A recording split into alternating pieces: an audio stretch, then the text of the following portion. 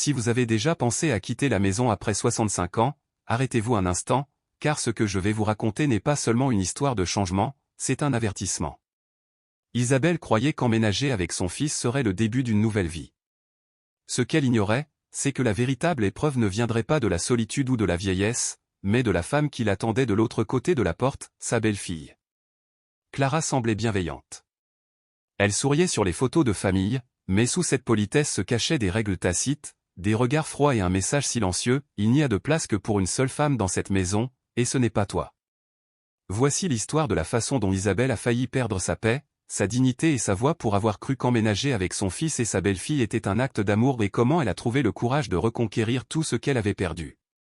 Isabelle Herrera avait 67 ans lorsqu'elle décida de se séparer d'Alfredo, son mari depuis plus de 40 ans. Un acte de courage que peu de gens dans son entourage comprirent.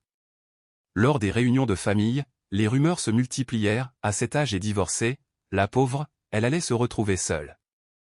Les premiers mois ne furent pas faciles. Sa maison de Mar del Plata, autrefois pleine de rires, était désormais un musée de souvenirs, des photos de ses jeunes enfants, le fauteuil où Alfredo lisait le journal et la cuisine qui embaumaient chaque Noël. Mais le silence pesait trop lourd. Rodrigo, son fils aîné, commença à insister. « Maman, tu ne peux pas continuer comme ça. Viens avec nous à Buenos Aires. Tu auras quelqu'un d'autre. Je ne veux pas être un fardeau, mon fils. » Un fardeau? Tu es ma mère. C'est un honneur de t'avoir à mes côtés. Clara, sa belle-fille, a également pris la parole avec un ton mesuré: ça nous fera du bien à tous, Isabelle. Les enfants t'adorent, et comme ça, on ne se souciera plus les uns des autres. Bien que la voix de Clara semblait douce, il y avait quelque chose dans ses yeux qu'Isabelle ne pouvait pas déchiffrer, ou une lueur subtile, comme quelqu'un qui sourit parce qu'il n'a pas d'autre choix. Si vous connaissez quelqu'un qui envisage de vivre avec ses enfants et sa belle-fille, partagez cette vidéo. Ce sera peut-être le seul avertissement dont il aura besoin.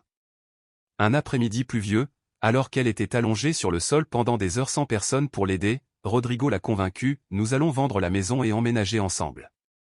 Ce sera temporaire, maman, juste le temps que tu trouves quelque chose pour toi, promit Rodrigo. Clara, avec un sourire qui n'atteignait pas ses yeux, ajouta: tu seras bien ici. Le déménagement fut un douloureux rituel d'adieu. Isabelle donna des meubles, emballa des livres et mit en carton les quelques lettres d'Alfredo qu'elle avait encore. Lorsque le camion démarra, elle resta quelques secondes sur le seuil, murmurant: j'espère pouvoir tout recommencer là-bas. À son arrivée à Buenos Aires, elle a été accueillie par ses petits-enfants avec un panneau coloré: bienvenue, grand-mère. Clara la conduisit dans la pièce au fond de la maison. Elle était petite, sans fenêtre, avec une ouverture claire qui laissait entrer une lumière blanche et froide. Le lit était impeccable, le placard vide, les murs nus. C'est parfait, Isabelle. Tu auras ta place ici, dit Clara avec cette gentillesse raffinée qui commençait déjà à paraître apprise. Isabelle sourit, même si elle sentait une boule dans l'estomac. Elle ne le savait pas sur le moment, mais cette pièce serait à la fois un refuge et une prison. Les premières semaines, tout semblait harmonieux. Isabelle aidait à la cuisine, lisait des histoires aux enfants et recevait les remerciements de Rodrigo: maman, tu nous simplifies la vie. Mais quelque chose avait changé chez Clara. Leurs sourires se firent plus tendus, leurs commentaires plus mesurés, comme si chaque geste d'Isabelle dans la maison effleurait une frontière invisible. Les premières semaines chez Rodrigo et Clara furent une illusion soigneusement tissée. Isabelle se dit que c'était la meilleure décision. Après tout, ses petits-enfants la serraient dans leurs bras chaque matin avec de nouveaux dessins. Rodrigo la remerciait pour chaque petit geste, et Clara gardait toujours ce sourire bienveillant, mais c'était une gentillesse qui semblait répétée, comme un masque porté pour les visiteurs. Au début, Isabelle aimait se sentir utile. Elle préparait les repas avec amour, ramassait les jouets éparpillés dans le salon et tricotait même des petits pulls pour Camilla et Thomas. Chaque tâche était pour elle un moyen de continuer à se sentir mère, d'éviter de disparaître dans l'invisibilité qu'elle redoutait tant. Mais bientôt, cette sensation de chaleur s'est dissipée. Tout a commencé par des détails si subtils qu'ils sont passés presque inaperçus. Un jour, Isabelle décida de laver son linge dans la machine à laver de la maison pendant l'absence de Clara et Rodrigo. À son retour, Clara trouva les serviettes en train de sécher sur l'étendoir et dit d'une voix douce mais ferme: Isabelle, on préfère que tu utilises la laverie du coin. On a une routine pour notre lessive, et tu sais, c'est plus pratique. Isabelle hocha la tête avec un sourire forcé: même si quelque chose en elle se brisa légèrement. Bien sûr, pas de problème. Un autre jour, après avoir préparé des milanza, la spécialité tant appréciée de ses petits-enfants, Clara en goûta une et, sur le même ton poli, commenta, elles sont délicieuses. Même si Rodrigo et les enfants ont pris l'habitude de manger plus sainement, tu pourrais peut-être essayer de les faire cuire la prochaine fois. La phrase, bien qu'apparemment innocente, sonna comme un coup de poignard dans le dos. Isabelle sourit, mais une ombre de tristesse passa dans ses yeux, que personne ne remarqua. Sa chambre, l'espace que Clara et Rodrigo lui avaient promis, commençait à ressembler à une cellule. Elle était petite, sans fenêtre, et la lucarne laissait entrer une lumière blanche et froide qui ne réchauffait jamais la pièce. Les murs nus et le placard vide semblaient lui rappeler chaque nuit que cet endroit n'était pas le sien, juste emprunté. Certaines nuits, Isabelle se réveillait en sursaut, comme à bout de souffle. Parfois, elle pleurait en silence, se couvrant la bouche avec son oreiller pour que personne ne l'entende. Même elle ne comprenait pas pourquoi ses larmes coulaient sans permission. Ce qui était au départ une offre d'aide s'est vite transformé en attente tacite, mais impossible à ignorer. Clara commença à laisser des listes de courses dans la cuisine. « Isabelle, puisque tu es à la maison, pourrais-tu passer au supermarché ? Je ne pourrai pas venir aujourd'hui. » Rodrigo, toujours occupé, ne prêtait aucune attention à ces petites demandes qui s'accumulaient jour après jour. Isabelle s'occupait des enfants, préparait les dîners et rangeait le salon. Elle accomplissait chaque tâche avec l'espoir de se sentir à nouveau membre de la famille. Mais la réalité était différente. Un après-midi, alors qu'Isabelle balayait le jardin, elle s'arrêta en entendant des voix dans la cuisine. Clara parlait au téléphone avec une amie, ignorant qu'Isabelle était assez proche pour entendre chaque mot. « Oui, elle est gentille, mais elle envahit notre espace. Je ne veux pas être méchante, mais ça ne peut pas durer éternellement. La maison est différente avec elle. » Isabelle sentit son cœur battre fort dans sa poitrine. Une sueur froide lui coulait dans le dos.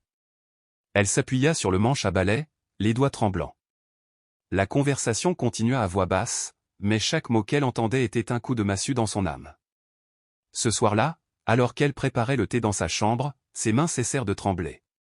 Elle se souvint des paroles de son amie Lydia avant le déménagement. « Isabelle, une maison peut être confortable, mais si elle n'est pas à toi, elle restera toujours une cage. » Maintenant, enfermée dans cette petite pièce sans photo ni plante, elle comprenait ce que Lydia voulait dire. La tension devint encore plus palpable le lendemain matin. Alors qu'Isabelle servait le petit déjeuner, Clara apparut dans la cuisine, consultant son téléphone portable.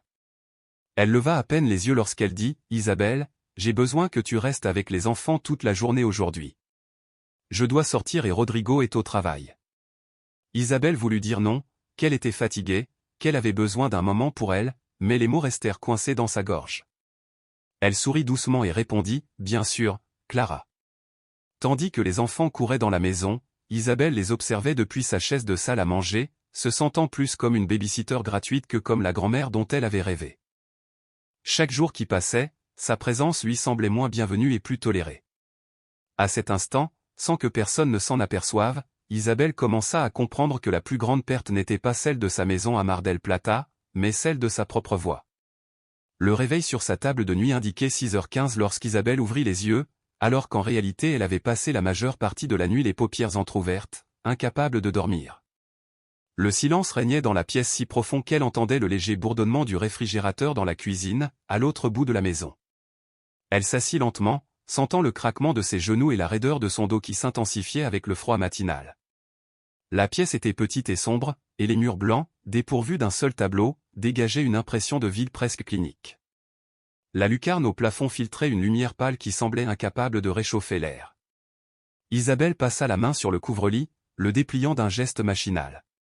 Ce couvre-lit n'était pas le sien, il avait appartenu à une précédente invitée, selon Clara, et n'était qu'un des nombreux objets de la pièce qui n'avaient pas son histoire. Elle se releva péniblement et enfila son pull en laine bleue, celui-là même qu'elle avait tricoté des années auparavant, quand Rodrigo était adolescent et que son cœur se brisait chaque fois qu'elle le voyait rentrer de l'école, le regard vide. Ce vêtement était l'un des rares qu'elle avait emporté de Mar del Plata, comme un fil ténu qui la reliait encore à une vie disparue. Dans la cuisine, l'arôme du café fraîchement moulu se mêlait au son rythmé des doigts de Clara tapotant l'écran de son téléphone. Elle se tenait près de l'îlot central, impeccable comme toujours, les cheveux tirés en arrière en un chignon serré et l'air neutre, comme si elle pensait à 1000 choses à la fois. « Bonjour, dit Isabelle en s'efforçant de paraître naturelle. Clara leva à peine les yeux, son sourire était petit et automatique. Bonjour, répondit-elle. Le ton n'était ni hostile, ni chaleureux. C'était le genre de salutation donnée par obligation, non par désir. Isabelle alla au placard et commença à déballer la vaisselle pour préparer le petit déjeuner. Aujourd'hui, je pensais préparer des milanzas pour le déjeuner. Les enfants les ont toujours appréciés. Peut-être quelque chose de plus léger, Isabelle, Rodrigo surveille son régime, et nous voulons que les enfants mangent plus sainement. Peut-être une salade avec du poulet rôti. La réponse fut immédiate, sans réplique, accompagnée de ce sourire parfaitement poli qui fit plus mal qu'un simple clin d'œil. Isabelle hocha la tête, un geste qui tentait de dissimuler sa déception. Tandis qu'elle préparait le toast, ses pensées la trahirent. Elle se demanda si Clara la verrait un jour autrement qu'une présence gênante. Elle se souvint des après-midi à Mar del Plata, quand la cuisine était animée, quand Rodrigo rentrait de l'école affamé et s'asseyait au comptoir pour discuter pendant qu'elle faisait frire des milanzas. Dans ce nouvel espace, même le grésillement de l'huile semblait déplacé. Après le petit déjeuner, Isabelle rangea le salon avec empressement. Elle ramassa les jouets éparpillés par terre, plia une couverture roulée en boule sur le canapé et essuya la table de la salle à manger. Ce faisant, elle sentit le regard de Clara la suivre depuis la cuisine. Ce n'était pas un regard direct, mais plutôt le regard rapide de quelqu'un qui observe sans vouloir le paraître. Soudain, Clara prit la parole de l'autre côté de la pièce. « Isabelle, pourrais-tu passer au supermarché plus tard? On n'a plus de lait, et il nous faut aussi du pain complet. » « Bien sûr, » répondit Isabelle par réflexe, même si quelque chose se révélait intérieurement. Ce n'était pas la première fois que Clara lui confiait de petites tâches qui, accumulées, lui donnaient l'impression d'être du travail non rémunéré. Pourtant, Isabelle sourit et hocha la tête, car dire non semblait un luxe impossible dans cette maison. Au milieu de l'après-midi, lorsque les enfants rentrèrent de l'école, Isabelle eut à peine le temps de s'asseoir 5 minutes que Clara s'approcha d'un geste précipité. « Isabelle, j'ai besoin que tu restes avec eux tout l'après-midi. Rodrigo sera en retard, et j'ai un rendez-vous au club. » Bien sûr, elle aurait voulu dire non, qu'elle était fatiguée, qu'elle avait besoin d'un après-midi pour elle, pour lire, pour se rappeler ce que c'était que d'être une personne avec son temps libre. Mais le hochement de tête était automatique, comme un réflexe appris après des années à éviter les conflits. Tandis que Camilla et Thomas jouaient sur le tapis, Isabelle les observait depuis le canapé avec un mélange de tendresse et d'épuisement. Elle se souvint de ce que Lydia, son amie de toujours, lui avait dit lors d'un de leurs derniers appels téléphoniques. « Isa, souviens-toi de ça, si tu ne poses pas de limites, les gens les énonceront haut et fort, et elles ne te seront pas favorables. » Isabelle soupira, sentant le poids de chaque mot dans sa poitrine. Chez son fils, pas de cris, pas d'insultes, mais quelque chose de plus insidieux, le sentiment constant de ne pas appartenir à la famille. À la tombée de la nuit, alors qu'Isabelle préparait le thé dans la cuisine, elle entendit par hasard la voix de Clara au téléphone dans la salle à manger. Oui, elle est là tout le temps. Elle est utile. Bien sûr qu'elle l'est. Isabelle resta immobile, la bouilloire toujours à la main. La chaleur du métal lui brûlait les doigts, mais elle ne lâcha pas la poignée. Son cœur battait si fort qu'elle avait l'impression que Clara l'entendait depuis l'autre pièce. « Je ne veux pas être cruel, mais ça ne peut pas durer éternellement. La maison est à nous, et je veux que les enfants apprennent qu'il n'y a qu'une seule femme qui dirige ce foyer. » Isabelle déglutit difficilement. L'expression « une seule femme » résonna dans ses oreilles jusqu'à devenir insupportable. Cette nuit-là, seule dans sa petite chambre, elle s'assit dans son lit, serrant son oreiller. Ses mains tremblaient et ses pensées étaient en ébullition. Pour la première fois, une idée commença à germer. Peut-être était-il temps de trouver un endroit à elle. C'était une idée absurde, compte tenu de la façon dont elle allait repartir à 0 à 67 ans. Mais c'était aussi une idée qui apportait une lueur d'espoir, le même espoir qu'elle avait perdu depuis qu'elle avait fermé la porte de son ancienne maison de Mar del Plata. Isabelle se réveilla avec le sentiment que quelque chose avait changé dans l'air. Ce n'était pas un détail tangible, mais on le percevait sur les murs, dans le bruit lointain de l'eau qui coulait dans la cuisine, et même dans la lumière plus grise que blanche que la lucarne projetait sur sa chambre. Elle se redressa dans son lit d'un geste lent, massant ses mains engourdies par le froid matinal, et sentit l'anxiété lui serrer la poitrine comme un nœud trop serré pour être dénoué. Rodrigo et Clara étaient déjà réveillés. L'arôme du café fraîchement moulu se mêlait au doux murmure d'une conversation qui fut brusquement interrompue lorsqu'Isabelle sortit de sa chambre. « Bonjour, Les salua-t-elle avec ce sourire qui, ces derniers temps, semblait aussi forcé qu'un déguisement. Clara lui rendit un geste amical, mais ses yeux ne correspondaient pas à la courbe de ses lèvres. Une distance grandissante se lisait dans ses yeux, presque imperceptible pour un inconnu, mais aussi évidente pour Isabelle qu'une paroi de verre. « Bonjour, Isabelle. » Rodrigo était assis à la table, absorbé par l'écran de son téléphone.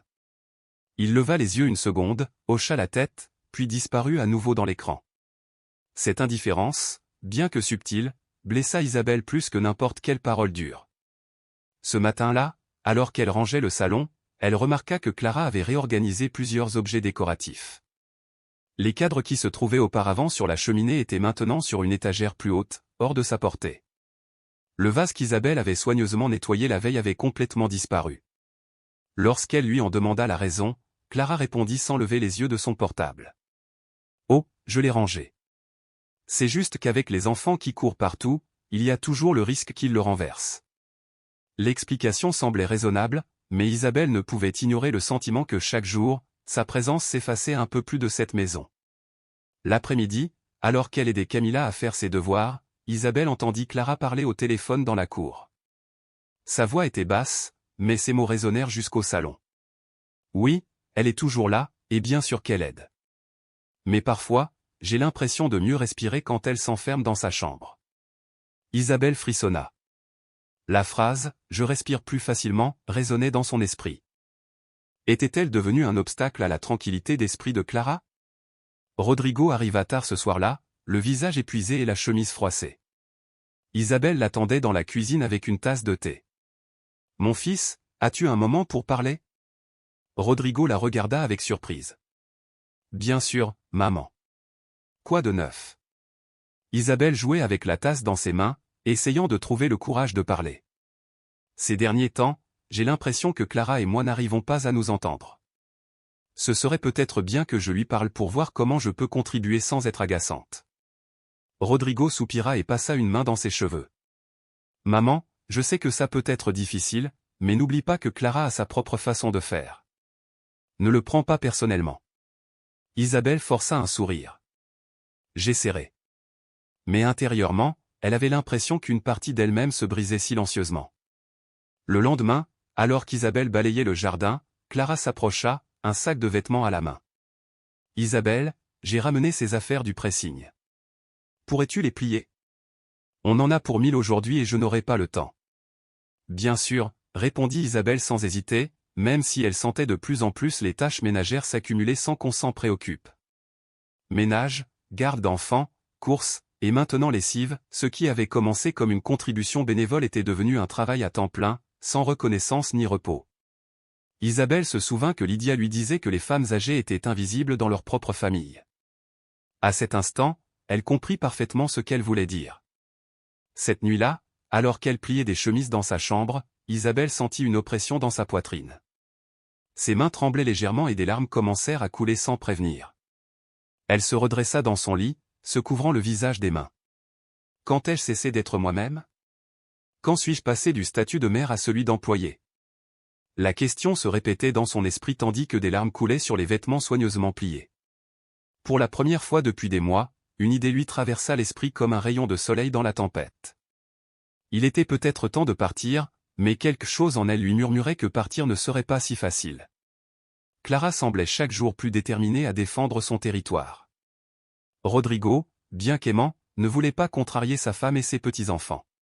Isabelle pensa à Camilla et Thomas, la gorge serrée. Que penseraient-ils si leur grand-mère disparaissait de leur vie?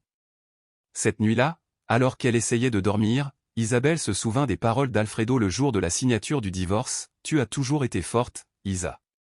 Ne laisse personne te l'enlever. » Elle se retourna dans son lit, fixant la faible lumière de la lucarne. Pour la première fois depuis longtemps, elle ressentit une étincelle de détermination. Peut-être était-il temps de se battre pour le peu qui lui restait, sa paix. Le lendemain matin, Isabelle se réveilla avant l'aube. Le sol froid transperça ses pantoufles tandis qu'elle se dirigeait vers la cuisine pour aller chercher de l'eau. À cette heure-là, la maison était plongée dans un profond silence, troublé seulement par le bourdonnement du réfrigérateur et le léger craquement du bois à chaque pas. Elle ouvrit le robinet avec précaution, comme si elle craignait de réveiller quelqu'un, et remplit un verre. Tout en buvant, elle se contempla dans le reflet sombre de la fenêtre. Les rides de son visage semblaient plus profondes que jamais, non pas à cause de l'âge, mais du poids invisible de jours devenus identiques. Elle frissonna en se souvenant des paroles de Clara la veille. « Isabelle, veille à ne pas déplacer mes affaires dans la cuisine. Tu sais, chaque chose a sa place. » Ce n'était qu'une phrase, mais elle avait un tranchant de poignard. Rodrigo n'était pas là ce matin-là, il était parti tôt pour une réunion au bureau. Clara se déplaçait dans la maison avec son efficacité habituelle, ramassant les sacs à dos, préparant le petit déjeuner des enfants et donnant des instructions rapides à Isabelle sans la regarder directement. « Aujourd'hui, j'aurai besoin que tu passes au pressing et que tu prépares quelque chose de léger pour le dîner. »« Oui, je serai en retard. » Isabelle hocha la tête. « Bien sûr, Clara. » Sa voix semblait si automatique qu'elle-même ne s'y reconnaissait pas. Quand Camilla et Thomas partirent pour l'école, un silence gêné s'installa dans la maison. Isabelle en profita pour ouvrir son vieux cahier, celui qu'elle avait rapporté de Mar del Plata et qu'elle n'avait pas eu le courage d'utiliser jusqu'à présent. Sur la première page, elle écrivit d'une écriture tremblante, « Qu'est-ce que je veux faire du reste de ma vie ?» Elle fixa la question pendant plusieurs minutes. Le crayon reposait entre ses doigts, mais les mots ne lui venaient pas. Des images lui traversèrent l'esprit, le visage sérieux de Clara, les mains de Rodrigo toujours occupées par son téléphone, les yeux de ses petits-enfants de plus en plus fixés sur les écrans et de moins en moins sur elle. Elle soupira et écrivit une deuxième ligne, « Vivre seule, reprendre possession de mon espace. » Son cœur battait fort rien que d'y penser. C'était possible à 67 ans. Comment avoir pris un nouveau départ après avoir tant abandonné? Alors qu'elle préparait le déjeuner, le bruit de la porte la fit sursauter. Clara était revenue à l'improviste en milieu de matinée, portant des sacs de course et l'air plus sérieux que d'habitude. « Isabelle, on peut parler un instant ?» Son ton était poli comme toujours, mais quelque chose dans son regard, une détermination froide mit Isabelle en alerte. Bien sûr. Ils s'assirent à la table de la cuisine. Clara posa ses mains sur le bois, soigneusement jointes, comme si elle s'apprêtait à argumenter. « Écoute, je ne veux pas que tu le prennes mal, mais je pense qu'il est temps que nous ayons une conversation à long terme sur la façon dont nous allons procéder. Je sais que tu es venu ici en pensant que ce n'était que temporaire, et je pense que nous devrions commencer à réfléchir aux options. » Isabelle sentit un frisson lui monter de l'estomac à la gorge. « Des options » demanda-t-elle dans un murmure. « Oui. Des options. Tu pourrais peut-être envisager de chercher un appartement plus petit, un espace plus adapté à tes besoins. La maison ici est, comment dire? Trop pleine. » Isabelle baissa les yeux. Chaque mot lui semblait une brique de plus dans le mur que Clara construisait autour d'elle. Quand Rodrigo arriva ce soir-là, Isabelle essaya de lui parler en privé, mais Clara était toujours là, toujours à l'écoute. Ce sentiment de surveillance constante commençait à l'étouffer. Dans sa chambre, Isabelle ouvrit à nouveau son carnet et ajouta à sa liste, « Trouve un logement, parle à Lydia. » Lydia, son amie de toujours, avait insisté pour qu'elle l'appelle si jamais elle avait besoin de soutien. Il était peut-être temps. Le lendemain, Isabelle composa le numéro de Lydia avec des mains tremblantes. « Isa, enfin. Comment vas-tu? » « Pas aussi bien que je l'espérais. Je crois que j'ai besoin de changement. De changement. J'ai besoin d'un endroit à moi. Je ne sais pas par où commencer. Commence par m'appeler comme tu le fais maintenant. Cherchons ensemble. » Pour la première fois depuis des mois, Isabelle sentit une petite flamme s'allumer en elle. Cette nuit-là, elle dormit mieux, même si elle savait que les jours à venir ne seraient pas faciles. Clara, avec son regard toujours attentif, semblait sentir que quelque chose changeait en elle. Et en vérité, Isabelle était en train de changer. Isabelle se réveilla avec un sentiment inconnu, l'espoir. Il était faible, presque fragile, mais il était là, palpitant dans sa poitrine comme une étincelle timide qui refusait de s'éteindre. Elle avait passé la nuit à rêver d'un espace à elle, un endroit où elle pourrait respirer sans ressentir le poids du regard de Clara ni la tension qui imprégnait chaque recoin de cette maison. Le soleil matinal filtrait sa pâle lumière à travers la lucarne. Isabelle s'assit dans son lit, ses mains ridées posées sur ses genoux. Elle regarda autour d'elle le placard vide et la table de chevet, avec seulement une horloge et une petite photo de ses petits-enfants. Cette pièce n'était pas une maison, c'était un rappel constant qu'elle n'était que de passage. Elle prit une grande inspiration et décida qu'aujourd'hui, elle ferait le premier pas. Plus tard, alors qu'elle préparait le petit déjeuner, Clara entra dans la cuisine avec son élégance habituelle. Ses cheveux étaient attachés en un chignon parfait, et elle sentait un parfum de luxe mêlé à l'odeur du pain grillé fraîchement sorti du four. « Bonjour, Isabelle » dit-elle avec un sourire qui n'atteignit pas ses yeux. « Bonjour, Clara » répondit Isabelle, luttant pour garder une voix ferme.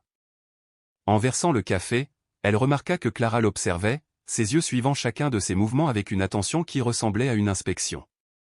Il y avait quelque chose dans ce regard, une lueur presque imperceptible qui indiquait à Isabelle que sa belle-fille sentait que quelque chose était en train de changer. En milieu de matinée, Isabelle se glissa dans sa chambre et composa le numéro de Lydia. « Isa, c'est si bon d'entendre à nouveau ta voix. » La chaleur de son amie résonnait au téléphone comme une étreinte. « Lydia, j'ai besoin de ton aide. Je veux trouver un endroit où vivre seul. Je ne peux plus rester ici. Je savais que tu comprendrais tôt ou tard. On trouvera bien quelque chose. Je connais quelques agents immobiliers en qui j'ai confiance. Merci, Lydia. Je ne veux pas que Rodrigo ou Clara le sachent encore. Ne t'inquiète pas, Isa, ça restera entre nous. » Pendant le reste de la journée, Isabelle se sentit comme une actrice jouant un rôle. Elle s'occupa des enfants, nettoya la cuisine et répondit à chaque commentaire de Clara par un sourire serein, mais son esprit était ailleurs, il planifiait, calculait, imaginait ce que ce serait d'avoir à nouveau son propre espace, même s'il était petit et humble. En pliant ses vêtements dans sa chambre, elle se souvint des paroles d'Alfredo avant leur séparation, « Tu as toujours été plus forte que tu ne le penses. » Pour la première fois depuis longtemps, Isabelle commença à y croire, mais Clara connaissait les subtils changements. Cet après-midi-là, tandis qu'Isabelle lisait dans le salon, Clara s'assit en face d'elle avec une tasse de thé. « Isabelle, j'ai remarqué que tu étais différente ces derniers temps. Quelque chose ne va pas ? » ?»« Non, rien de particulier. Je m'habitue peut-être simplement à la routine. » »« J'espère bien. Tu sais que c'est chez toi, même si, bien sûr, on a tous besoin d'espace de temps en temps. » Cette phrase, prononcée avec la douceur habituelle de Clara, était comme un avertissement déguisé en gentillesse. Isabelle la ressentit comme une poussée invisible vers la porte. Cette nuit-là, pendant que les enfants dormaient et que Rodrigo travaillait sur son ordinateur portable, Isabelle retourna à son carnet et rédigea une liste. 1. Appeler les proches de Lydia. 2. Visiter des appartements potentiels. 3. Économiser le plus d'argent possible. Ses mains tremblaient légèrement, mais cette fois, ce n'était pas la peur, mais la détermination. Quelques jours plus tard, accompagnée de Lydia, Isabelle visita son premier appartement. C'était un modeste studio dans un quartier calme, avec des murs clairs et un petit balcon donnant sur un parc. Ce n'était pas luxueux, mais il possédait quelque chose que la maison de Rodrigo et Clara ne lui avaient jamais donné, un sentiment d'appartenance. « Tu vois, Isa ? Je t'imagine déjà en train de boire du maté sur le balcon, » dit Lydia en souriant. Isabelle caressa le cadre de la fenêtre et, l'espace d'un instant, elle se vit assise là, lisant, cuisinant pour elle-même et laissant ses affaires où elle voulait sans que personne ne la corrige. C'est parfait. Mais elle savait qu'il restait encore un obstacle de taille, annonçait la nouvelle à Rodrigo. Ce soir-là, de retour chez son fils, Clara l'accueillit d'un de ses regards scrutateurs. « Tu es sorti. Je ne savais pas que tu avais des projets. Je suis allé voir Lydia. J'avais besoin de me changer les idées. J'espère que ce n'était rien de grave. Rodrigo s'inquiète beaucoup pour toi. » Isabelle sourit, mais intérieurement, elle sentait la tension monter. Clara commençait à avoir des soupçons. Dans sa chambre, Isabelle s'assit dans son lit, le cœur battant. Elle savait que le moment de révéler sa décision approchait, et elle savait aussi que Clara ne la laisserait pas passer sans une dernière bataille silencieuse. Pendant des jours, elle avait répété dans sa tête chaque mot, chaque geste, chaque réponse possible qu'elle recevrait de Rodrigo et Clara, mais rien ne la préparait à la sensation de vide dans son estomac ou au léger tremblement dans ses mains chaque fois qu'elle s'approchait de la salle à manger où Rodrigo avait l'habitude de vérifier ses emails après le dîner. Elle avait passé des semaines en silence, observant, planifiant, accumulant de petites certitudes, tandis que sa belle-fille devenait de plus en plus distante. Clara la regarda à peine lorsqu'elle entra dans la cuisine. Les demandes d'aide étaient devenues des ordres non dissimulés, et les remarques désinvoltes sur l'exiguïté étaient des coups de poignard lancés avec un sourire poli. Mais Elena était prête. Ce soir-là, elle attendit que les enfants soient endormis. Elle prépara 2 tasses de thé et entra dans le salon où Rodrigo consultait des documents sur son ordinateur. « Clara, assise sur le canapé avec son téléphone, la regardait avec cette expression neutre qui était devenue presque un masque permanent. « Rodrigo, puis-je te parler un instant ?»« Bien sûr, maman. »« Qu'est-ce qui ne va pas ?» Rodrigo leva les yeux, surpris par le ton calme mais ferme de sa mère. Clara baissa lentement son téléphone sans rien dire, les yeux fixés sur Elena comme si elle attendait quelque chose qui confirmerait ses soupçons. Elena prit une profonde inspiration. Ses doigts agrippèrent la tasse de thé comme pour puiser de la force dans sa chaleur. « J'ai décidé de déménager. J'ai trouvé un petit appartement près du parc, et je pense que c'est la meilleure solution pour tout le monde. » Le silence s'abattit sur la pièce comme une lourde couverture. Rodrigo cligna des yeux, visiblement confus. « Déménager, maman, ce n'est pas la peine. Tu es bien ici. » Clara prit la parole avant qu'Elena ne puisse répondre. « Si c'est ce qu'elle veut, Rodrigo, nous devons le respecter. Nous avons tous besoin d'espace, n'est-ce pas ?» Il y avait quelque chose dans sa voix, un mélange de soulagement déguisé en compréhension qui fit serrer le cœur d'Elena.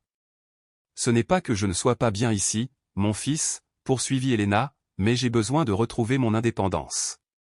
J'ai besoin d'un endroit à moi. » Rodrigo poussa un soupir et passa une main dans ses cheveux. « Si ça te fait plaisir, maman, mais j'ai peur que tu te sentes seule. Je préfère la solitude choisie plutôt que de me sentir comme un fardeau inexprimé. » Clara ne dit rien de plus, mais il y avait une lueur de victoire dans ses yeux. Le lendemain, Elena commença à emballer ses quelques affaires. Camilla et Thomas entrèrent dans sa chambre, les yeux écarquillés et humides. « Tu pars, grand-mère » demanda Camilla d'une voix à peine murmurée. « Oui, mon amour, mais je te verrai tout le temps. Ce sera ma maison, et tu pourras venir me voir quand tu voudras. » La petite fille la serrait par la taille tandis que Thomas restait immobile, les sourcils froncés, comme s'il cherchait à comprendre ce que signifiait la perte de sa grand-mère dans le quotidien. Lorsque le camion de déménagement partit, Elena regarda la maison une dernière fois. Elle se souvint des bons et des mauvais moments, les rires de ses petits-enfants, les larmes dans sa chambre sans fenêtre, et ce sentiment constant de ne pas appartenir à la famille.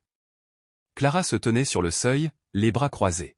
« J'espère que tu es heureuse, Elena. Tu auras toujours ta place ici, mais on a tous besoin de limites. » « J'avais un toit ici, maintenant, j'aurai une maison, » répondit Elena calmement. Rodrigo la serra fort dans ses bras, les yeux brillants d'un mélange de tristesse et de respect. « Tu vas me manquer, maman. Et tu vas me manquer, mon fils, mais c'est nécessaire. » Dans son nouvel appartement, Elena ouvrit grand les fenêtres. L'air frais emplissait le petit salon, apportant avec lui un parfum de liberté. L'endroit était modeste, une seule pièce, une petite cuisine et un minuscule balcon donnant sur un parc où les enfants jouaient et les personnes âgées se promenaient. Mais c'était le sien.